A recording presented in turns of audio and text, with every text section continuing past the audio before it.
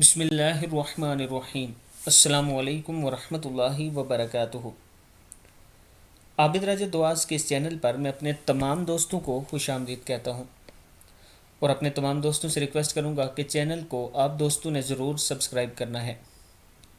تو شروع کرتے ہیں۔ بسم اللہ الرحمن الرحیم۔ رسول اللہ صلی اللہ علیہ وآلہ وسلم نے ارشاد فرمایا، کوئی شخص ایسا نہیں جو حرام کمائے اور حرام ہی برتے اور پھر اس کے مال میں برکت بھی ہو، یا وہ مال حرام میں سے صدقہ خیرات کرے تو وہ قبول بھی ہو، اور جو حرام مال پیچھے چھوڑ جائے وہ اس کی جہنم کی آگ میں اضافہ ہی کرے گا۔ مسند احمد کی حدیث ہے۔